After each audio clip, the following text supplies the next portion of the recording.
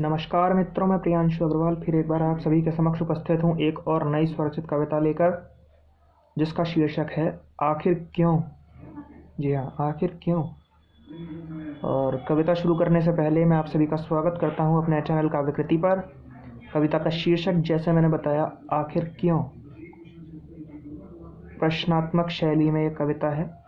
कविता शुरू करने से पहले मैं बता देता हूँ कि ये कविता प्रश्नात्मक शैली में है।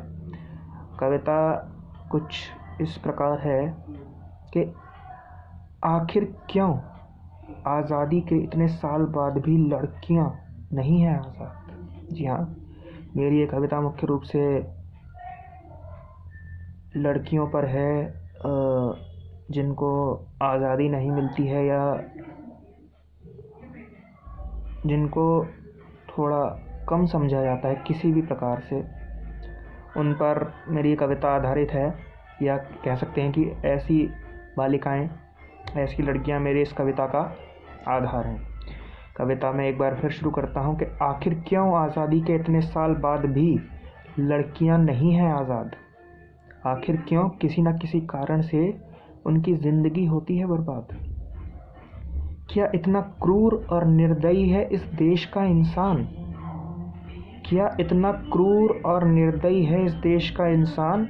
आखिर क्यों नहीं सीखा वो करना लड़कियों का सम्मान। कहते हैं इस देश में लड़कियों को देवी माना जाता है। कहते हैं इस देश में लड़कियों को देवी माना जाता है।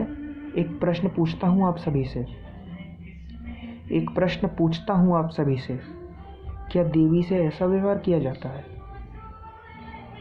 बताइए, क्या देवी से ऐसा व्यवहार किया जाता है। आखिर क्यों ऐसी क्रूरता पर, आखिर क्यों ऐसी क्रूरता पर कुछ नहीं कहता संविधान। आखिर कब मिलेगा लड़कियों को उनके हक का सम्मान। जाग जा आवाम सारी क्यों बैठी आंखें मूंद कर। जाग जा आवाम सारी क्यों बैठी आंखें मूंद कर। आखिर कब तक क्रूर अधर्मी चलते रहेंगे निज संस्कृति को रौंद कर। आ गया है लो वह दिन, आ गया है लो वह दिन, आलस्य त्यागो उठ चलो। आ गया है लो वह दिन, आलस्य त्यागो उठ चलो। निज देश का सम्मान बचाने वीरों आगे बढ़ चलो।